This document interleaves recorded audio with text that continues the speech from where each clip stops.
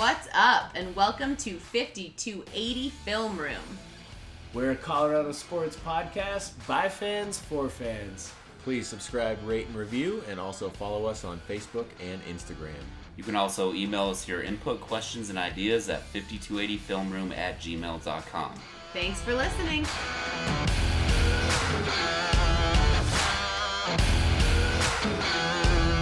Hey Broncos Country, thanks for listening in. This is 5280 Film Room. I'm Alyssa. I'm Gideon. I'm Miles. And I'm Jordan. And last week we came at you with some wildly bold predictions about the Broncos facing off against the Chiefs in that Week 8 matchup. Specifically, we said if the Broncos play a perfect game, they can beat the Chiefs. They did not play a perfect game. No. There were Not a lot even of close. mistakes.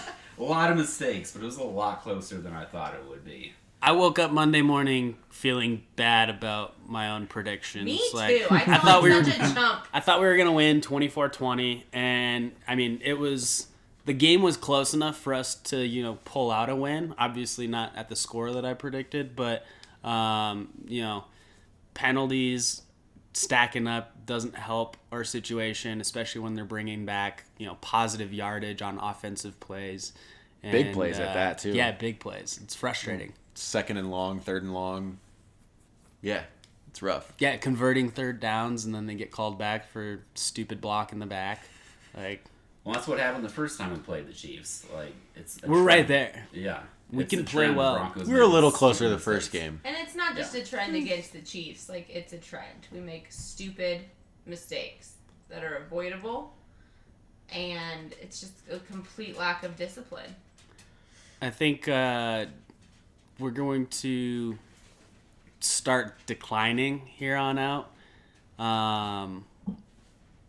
I know I've been really, really high on the Broncos all season, and I've voiced my support for Case Keenum, but I haven't seen enough. He's gonna finish out the season, but I've seen enough to make an assessment to know that Case is probably done in Denver after this season, and we're gonna go try our luck again in the draft, unless we can figure something out. I'm all for Tyrod Taylor, but I don't even think he has the skill set to maintain proper leadership within our offense and making sure that everyone's doing their job right, especially on the offensive line. Well, I don't think... I like Tyrod. He's a good quarterback, but he's not the guy. No. I think the Broncos need to go out and get their guy in the draft and probably have Case Keenum again next year while we groom the young guy. Have Case start again next year? Yeah. How long he lasts as a starter, I don't know, but I could totally see the Broncos probably moving up in the draft, depending where they're at. Yeah. Drafting a quarterback and then having Case Keenum start for at least a few games. I mean, next year's definitely going to be a little dicey within the draft, especially for quarterbacks, because there's a lot of teams that are needy for quarterbacks. And the Broncos are going to be not in a good position to taking a good draft pick without giving up a lot for something else. Yeah. When I could see the Broncos going 6-10, and that'll give them a 9th pick. You can't really get a good quarterback at 9. I don't know. I think from what I've seen and what I've heard, the draft class for next year, quarterback-wise, isn't really the best. We really have to wait another year for it to really be what it needs to be. Yeah. Because Justin for Herbert... the type of quarterback that the Denver Broncos want to bring in. We're not going to bring in a little stopgap for a year. We want a franchise quarterback. And that takes playing the long game. Yeah. It's not a win now thing. Yeah, going back to what Gid was saying, I mean, I was done with Case 3-4 weeks ago. I already knew that he wasn't the guy. Last year for him was the exception, not the rule. Yeah, because he's been in the league for 7 or 8 years, and he's had one good season. He's had one good. So it's I had faith in Case, just because he had one good year. Like, I wanted him to do really well, but definitely, I didn't think he would repeat what he did last year. I'm he's on a much better team. Definitely trend back to his norm. Yeah, this year. I'm but just like the underdog kind of guy. Like, I want to root for someone to do well when given the chance. I mean, yeah, he was definitely given the chance. And now, what I'm saying, a lot of people were screaming for him to be benched after 3 or 4 games. That's not enough. And now we are halfway through our season. We've gone through 8 games. We're 3-5, and Case has been given plenty of opportunities to take control of a game, and he's only done so like once, twice. Well, how much can we blame that on play calling? Like, a little bit. He's really good from the play action, but the Broncos just don't utilize the play action. Well, yeah, but I mean, it's you can game plan, you can pick right or wrong plays, but when it comes down to execution, it falls on his shoulders. I mean, I think his biggest problem is he just holds on to the ball way too long. Yeah. He just doesn't seem to have a lot of confidence in the pocket, a lot of awareness. He doesn't audible very often. Right. That's why I think you should run a lot more bootlegs. Like, that way he has time to hold on to the ball and just let the play develop. Instead of just sit in the pocket and hold the ball for 5 seconds. And hope your offensive line stays intact or doesn't hold. Yeah. Right. What, our Swiss cheese offensive line? Yes. Garrett Bowles holding. Yeah. Not and just him, so, though. I mean, the it's whole O-line is... him for sure. Like, Case, it's but- not entirely on Case's shoulders, like, for our losses. Like, there's an accumulation of different problems. But in my mind, like, I don't see us keeping him outside of this year, because I think we have the team option for his second year on the contract, correct? I thought it was 2 years straight up. That's what I was thinking too. No option. I was just 2 years. thinking it was okay. first year like was 30 guaranteed, plus and 18 guaranteed. I know. So I'm pretty I sure thought it was 18 2 mil years was straight out. Yeah, Yeah. I'm pretty sure like 18 mil was guaranteed, Mm-hmm. and he just and his total I contract mean, if is over he's 30. yeah, I mean, if he's a minimal cap hit for next year, then sure, go ahead and keep him and run it out. But from a fan standpoint, I think people need to temper expectations and start preparing themselves for a long rebuild and longer than we anticipated. Because when John Elway drafted Paxton Lynch, we thought we had our guy, and I, as a fan, don't look forward to going through another situation like that where we're trying to groom someone. That John Elway is humble enough to bring in a smart team of people to help find that next guy, because he has proven he's incapable of drafting quarterbacks. Yeah, and I mean that I think stems from his Being great a career. quarterback. Yeah, I mean John Lynch said the same thing in San Francisco, how he cannot scout or accurately get a safety. Gauge proper Right? talent. Because you're comparing them to yourself, and you had such a great career that. And so any little glimmer of greatness in them, you'll be like, ooh, I see it. Yeah, people didn't recognize that in me. People didn't appreciate that in me over in the beginning. And I'm Paxton, gonna just find this diamond in the rough, and he's gonna be Paxton had the flashes. next big guy. Well, like Flashes, But they were minimal. So Well, like Elway Saints. or Yeah. Paxton is what Elway was looking for, like a big guy with a strong arm that can move around a little bit. Yeah. Because that's what Elway did. He just had no football. No accuracy and For the game no itself. acumen for Yes, reading acumen, yeah. defenses and things like that. Yeah.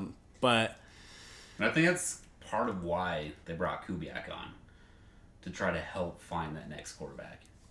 I mean, I think Well, and he seems to be a little bit of an Elway whisperer. Like, if John will shut up and listen to anybody, it seems like it's Gary. yeah. Well, didn't Gary...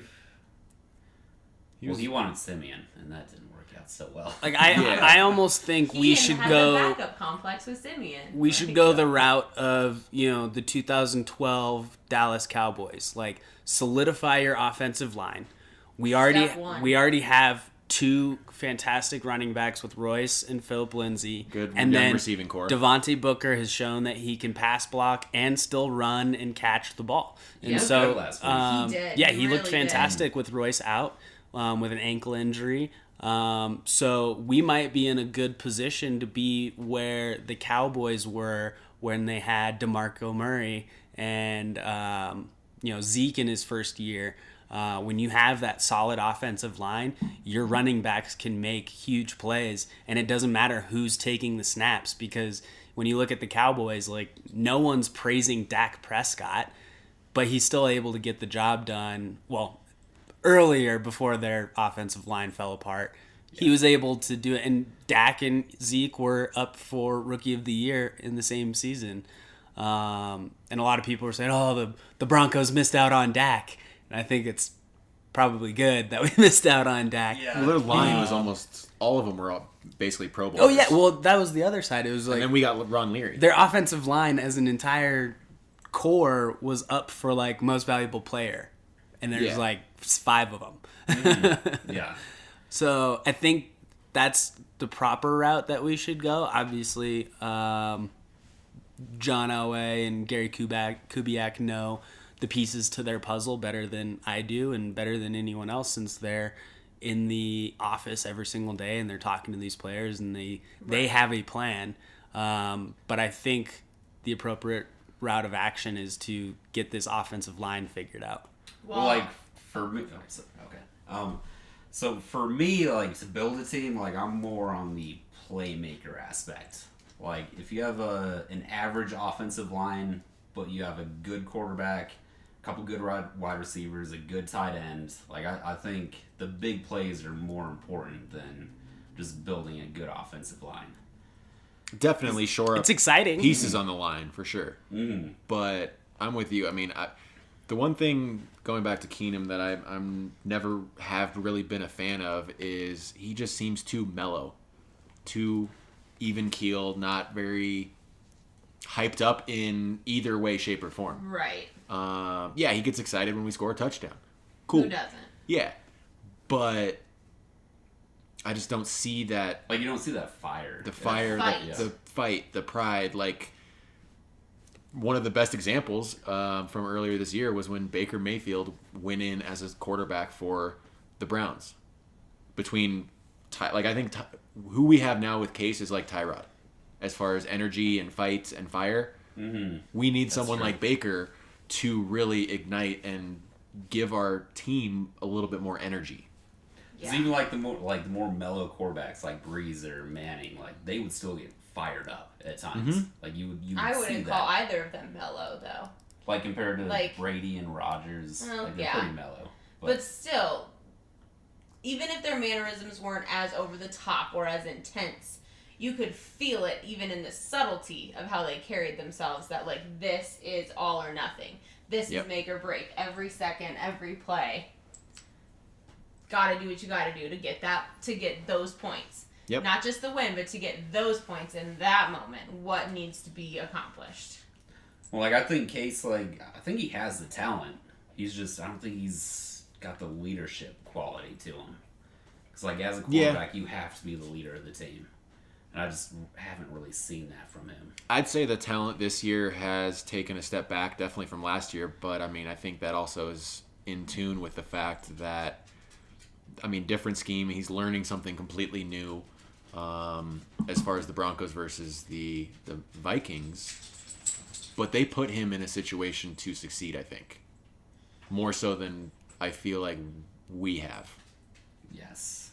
I think they went, okay, our starter's down. Yep. What do we need to do? How do we need to rewrite the book? Like, I think it's to what are allow Case to be successful. Yeah, and they essentially catered it to him. Yeah, and we are trying to run a system where it's not 100% catered to the quarterback. It's more so, what do we want to do with the pieces that we have? Cater to your strengths, not cater to what you want to do. And yet, we abandoned the run. And we abandoned the run in the second half of how many games this year? Right. Most of them. Yeah. And I mean, I think that falls on Case when it comes down to a specific play, as we were talking about audibles. If he reads a situation and sees something happen, don't use a pass play. Audible into a run, or switch the running play or something. I don't know. Yeah, I don't know, like I've never played quarterbacks. Like, I don't know how difficult that is to, like, audible to a different play than what your coach called. Like, I feel like that takes a little something special. Yeah, but it's the NFL. Have a little something special. That leadership that you guys are talking about. Like, if you want to take your team, your offense specifically, to that next level, you need to have the confidence saying, hey, we called a play. The defensive scheme that I see is not going to be productive for our offense right now. This play would work better. And sometimes you have to take that gamble, and maybe you're right, maybe you're wrong, but we have those playmakers on our team right now to make those proper plays and get that first down on a 3rd and long, or stretch out a nice long run or pass to make a touchdown. But I've seen very, very minimal audibles on Keenum's part. And, like you guys were talking about the fire, part of that is just kind of taking life by the balls and just going with it. Yep. And but do you think Keenum can read the defensive scheme before the play happens? It like certainly that's doesn't what I think, seem like. What I think he's missing. That's a strength. He doesn't know what the defense is going to do before the play. Yeah. Which can cause a little bit more uncertainty on his end. Like, when he's in the pocket, he just seems like low-key anxious. Like, he doesn't show it, never like, seems confident, prevalently anxious. Like, he's not like dancing around or anything, but like when he's back there, it's like, all right, go through your check downs, and if someone's open, like, rip it. And he's trying to make these passes that are those playmaking passes, like throwing into tight windows. Like, a lot of his interceptions aren't poor decisions. It was just bad timing or velocity. So, like, I think he can read the defenses right. It's just a matter of capitalizing on what you know you're capable of. And I think he's trying to do something that he's incapable of when he's trying to, rifle that pass through 2 defenders and into your receiver's arms. Yeah. I think in the second half of the season, he should definitely focus on, instead of reading the defense as it forms during the play, try to anticipate what the defense is going to do before the ball's even snapped. When it almost, like, I've seen him make a lot of good throws this season. So, like, I know he can make all the throws, but it almost seems like if his first option isn't there, then he just holds on to the ball. He panics. Yeah, I would agree. Yeah. But we got to give our young guys opportunities to make those plays, and abandoning the run in the second half isn't ideal, especially when we're down. We've been down in all of our games in the second half. Yeah. And it's exciting to have a comeback drive, and except the Cardinals. Well, okay, yeah. Outside of the Cardinals, that was like our one bright spot of the season. I mean, Keenum did lead game-winning drives in the fourth quarter for the first 2 wins. And right. We just skirted by in those games. Right. But those aren't those are also against teams that we probably, like, we started out really well in the first half, let them come back, whether that's turnovers or our defense has played well all season long, I think. Aside from the 2-game rush defense folly, but I think overall they've been overall, good. Yeah, for sure. That was bad, though, those 2 games. But then we turn around and then we hold the next 2 games to under 100 yards total. So it's like our defense is definitely good. I just don't. Well, last week, Broncos rushed for their highest rushing total of the season. It was like 180 or 90 yards. Keenum had his highest passer rating of the season. So, like, I think the formula was right. We were just playing the Chiefs.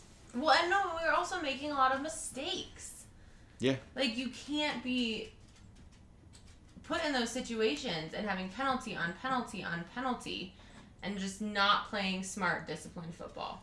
You can't beat a team like the Chiefs and be sloppy for even a second.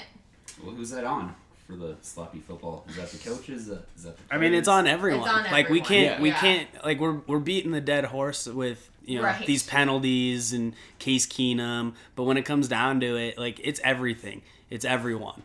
It's not just on one person. Like, this is a team sport. The coaches need to get on people's asses.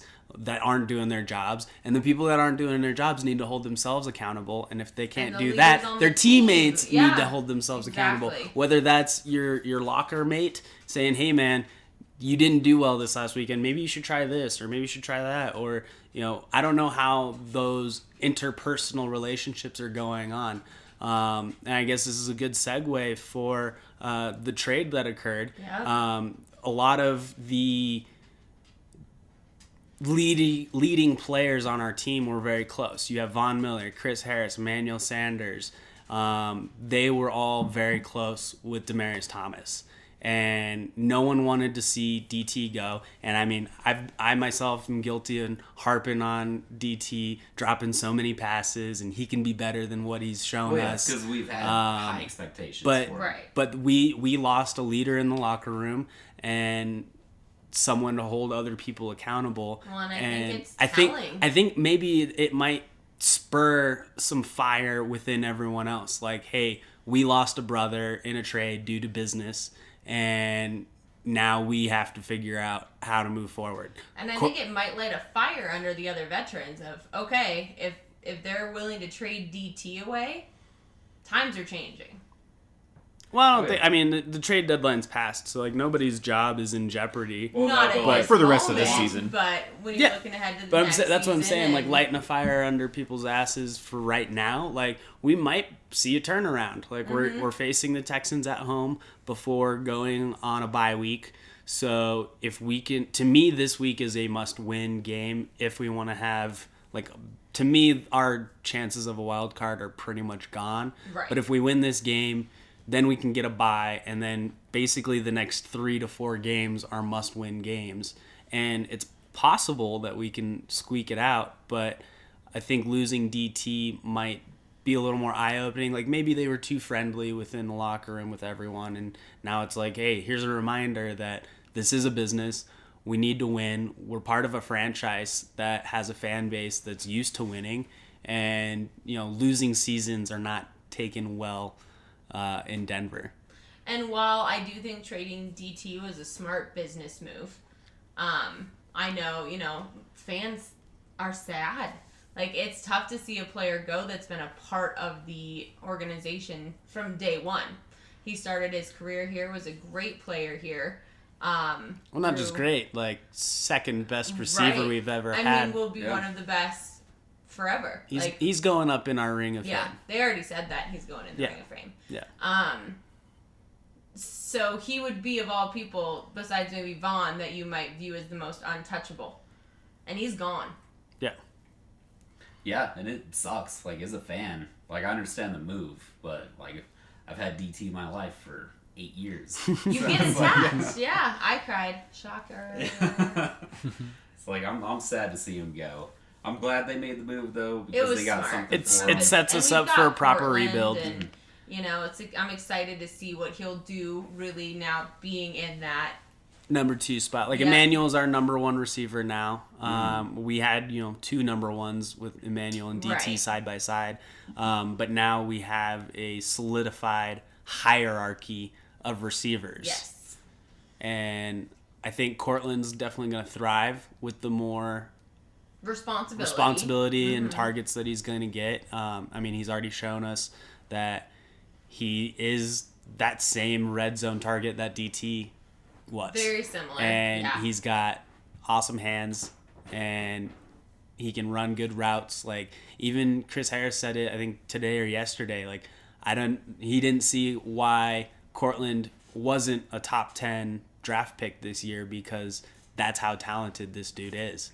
So I think we definitely got lucky getting him. What did we get him, like 15 or 16, something like that? Or wasn't he second round? Bless you. Sorry, that's our dog sneezing. Was Sutton? I thought Sutton was our first round pick. Chubb was our first round. Chubb was our first round. Sutton was That's second, right. yeah. I mean, we got lucky getting Sutton and Lindsey. Like, and we didn't even draft Lindsey. Right? We got lucky that Lindsey chose us. Yeah. After going undrafted, he was sought after by several teams.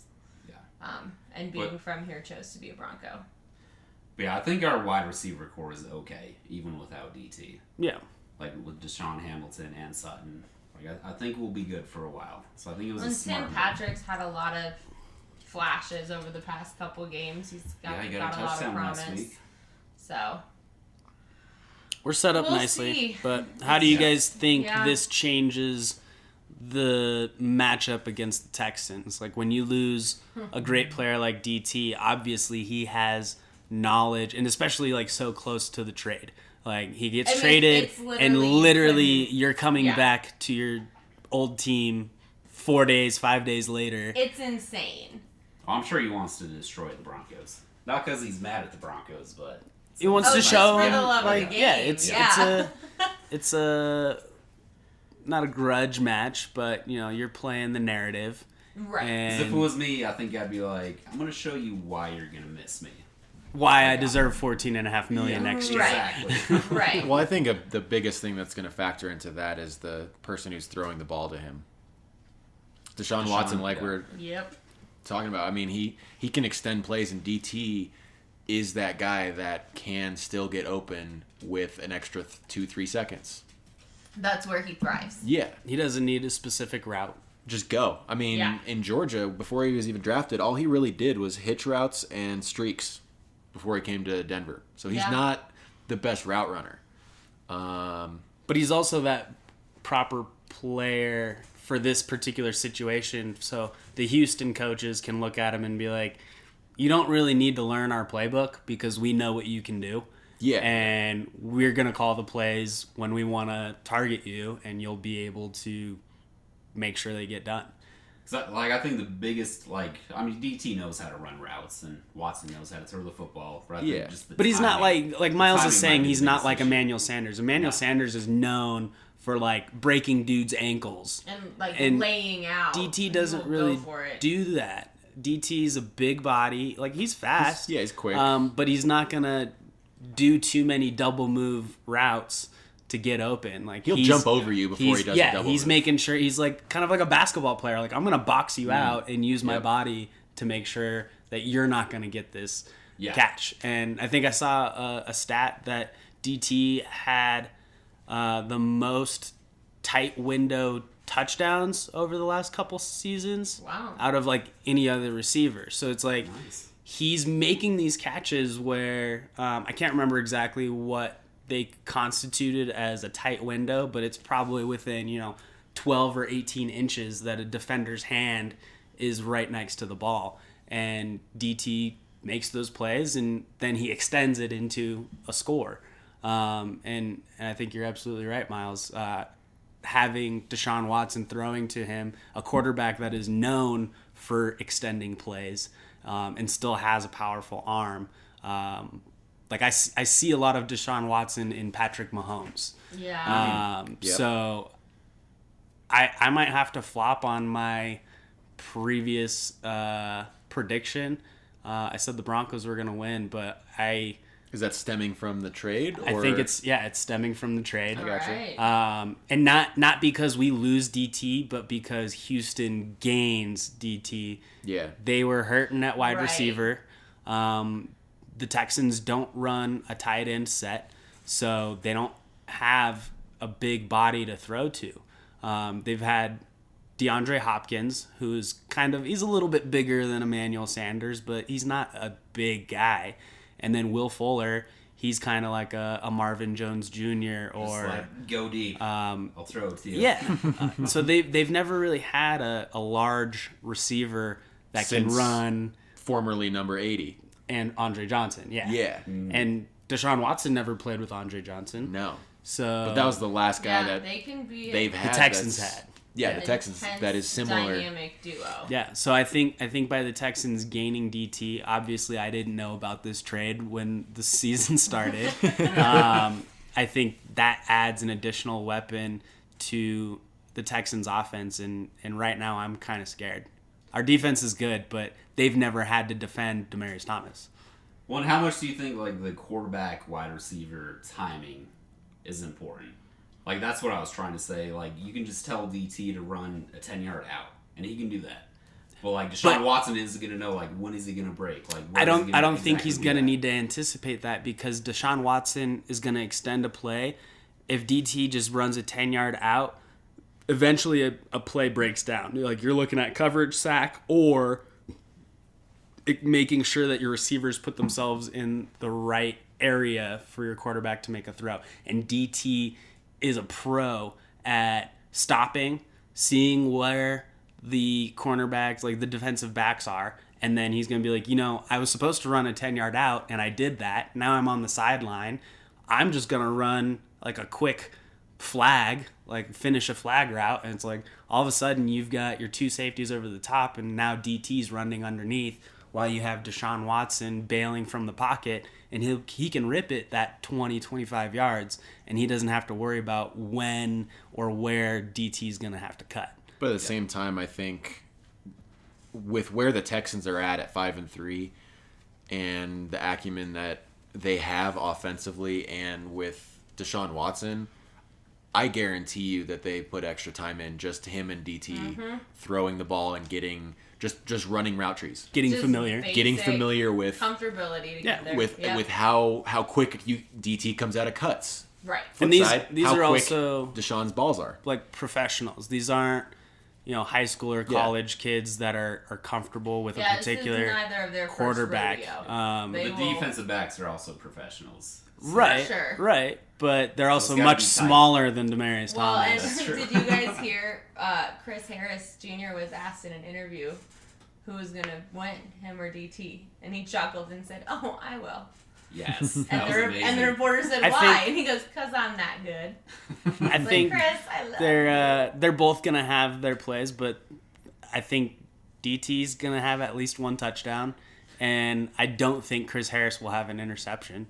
Well, he's probably going to be covering DeAndre. I hope he's on DeAndre. But see, that's scary. You cover one. You have who's two on other wide receiver ones that I know, like from a fantasy aspect, Demaryius Thomas hasn't been great. Yeah, this could be but a big what for what him. he's capable of is up there with Mike Evans, Golden Tate.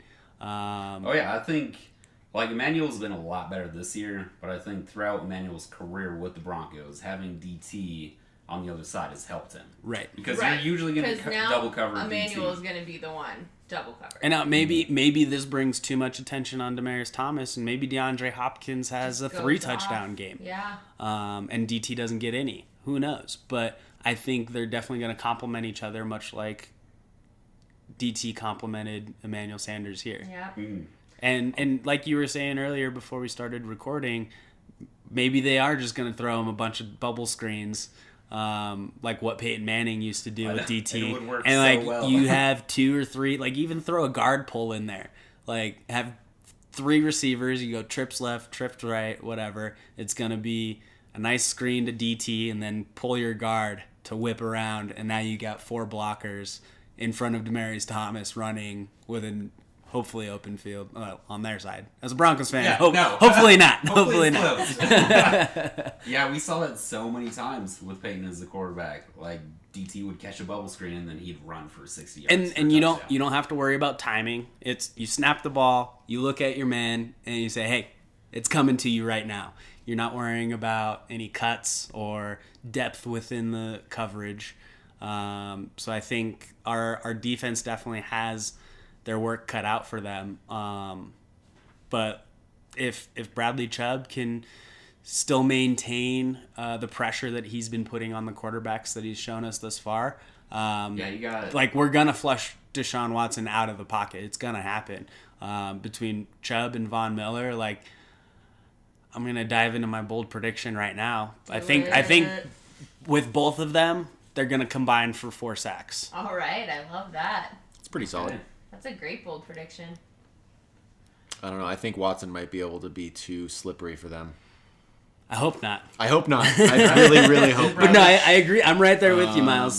Deshaun Watson is better than a lot of people realize.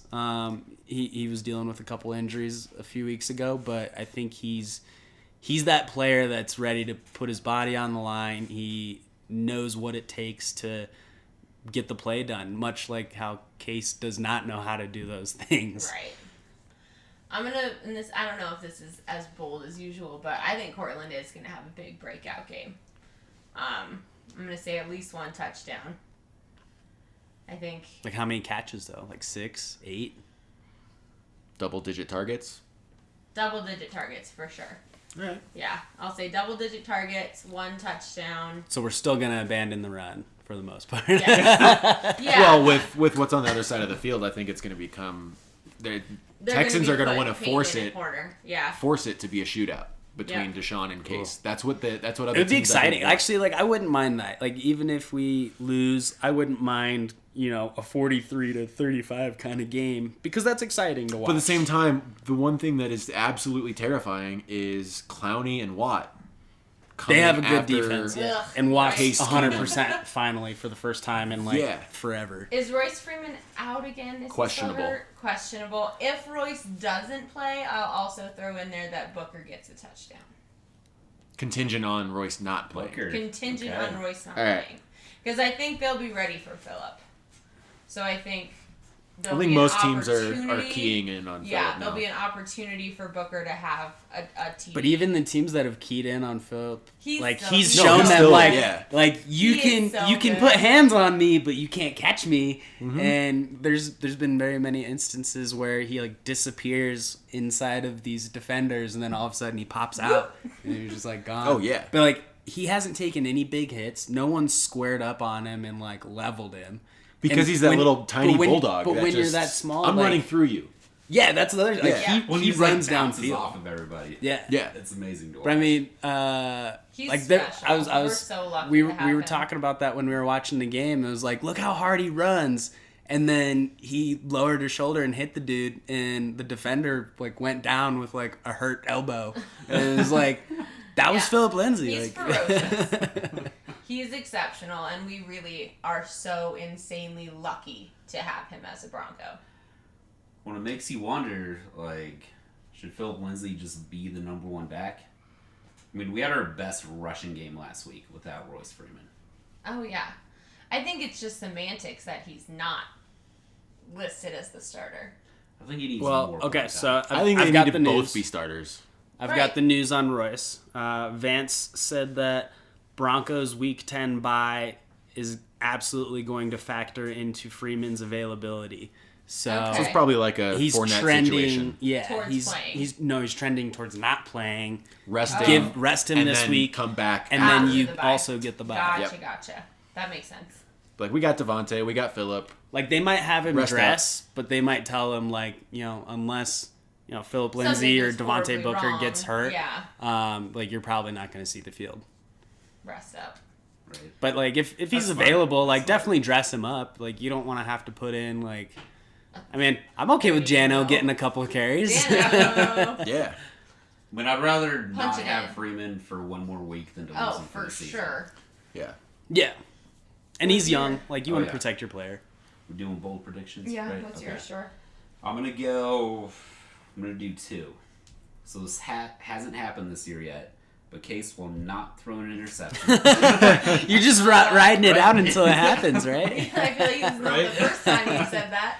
and I've been wrong every time before. Then I'm gonna say, and this is gonna be a fantasy perspective, Okay. but Sutton and Sanders will outscore Hopkins and Thomas In fantasy. in a PPR. That's And pretty- PPR fantasy. fantasy. Oh, Wow. I like that. That's That's, interesting. that's all right. I like that a lot. All right, Miles, what you got? I don't know. Bold predictions for this game are going to be tough. I struggled too. I was like, where am I going to go with this? I mean, I like the sacks one. I really like the receiver versus receivers.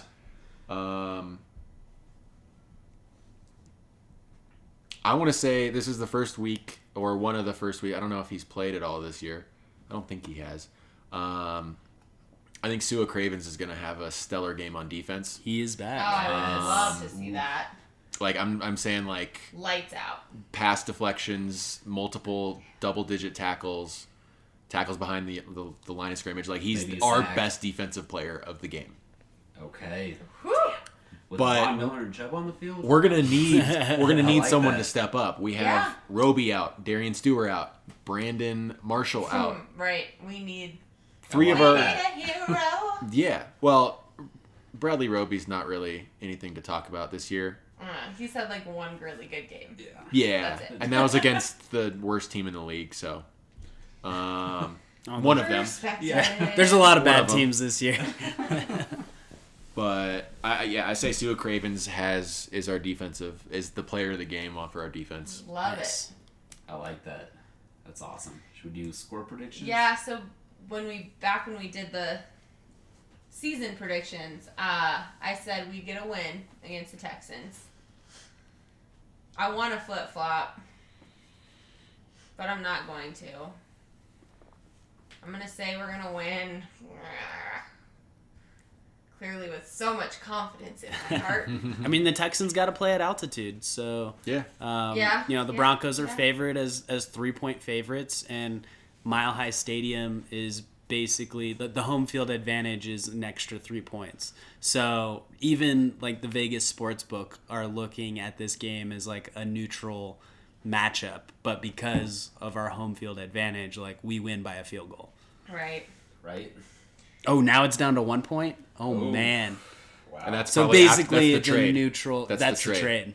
Yeah. That's wild. Oh, yeah. Wow. DTs were 2 points. DT. That's pretty good. That's a 2-point conversion. Yeah. All right, I'm going to say we're going to win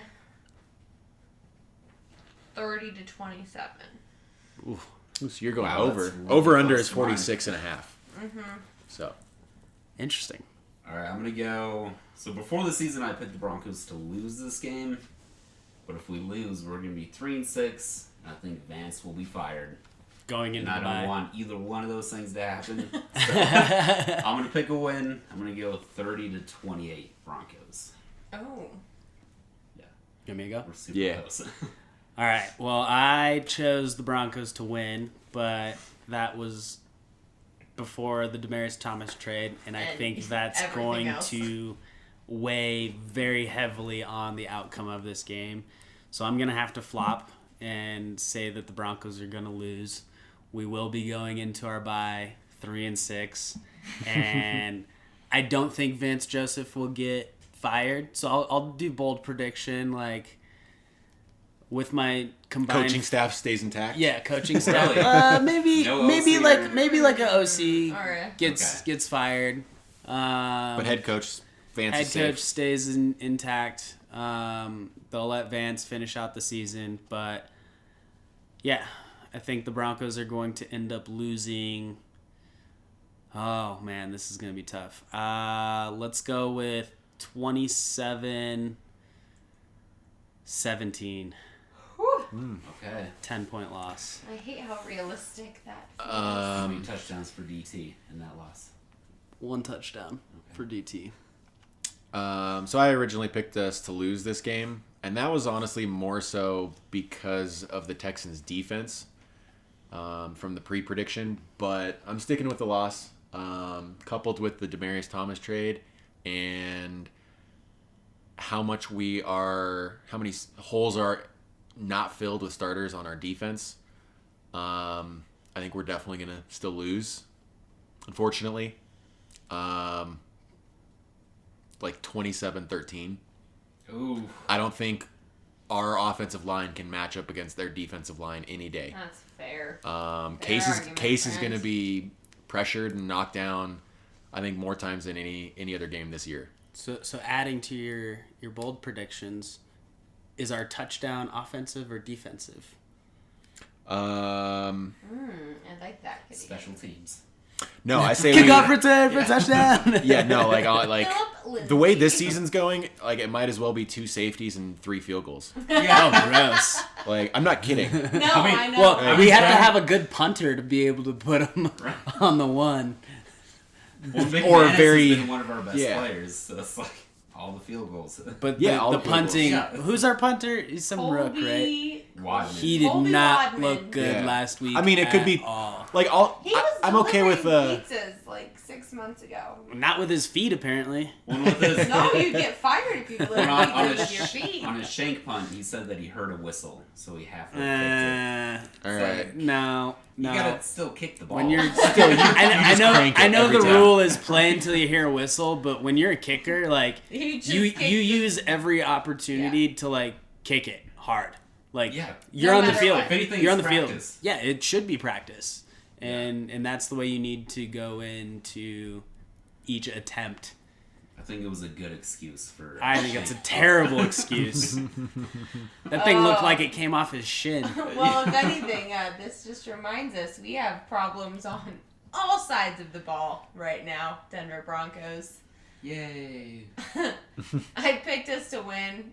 I hope I'm right. I think I'm wrong. We'll see. Thank you guys for listening. It's always interesting to do these podcasts when your team's in a rough spot. But anything can happen any given Sunday, and we'll see how things pan out. We are going into the bye week next week. So we'll see, kind of depending on how things happen. We might podcast anyway if there's plenty to talk about and discuss. Thank you guys again for listening. Before we go, I got to give a shout out to our guy, Steele Krause. He is a realtor with Osgood Team Real Estate and is absolutely one of my favorite people in the world. So if you are looking to buy a home or sell a home, he is your guy. You can reach him at 303-587-5417. Thank you so much for listening, and we'll catch you soon. Bye. Later. Peace. We love you, DT.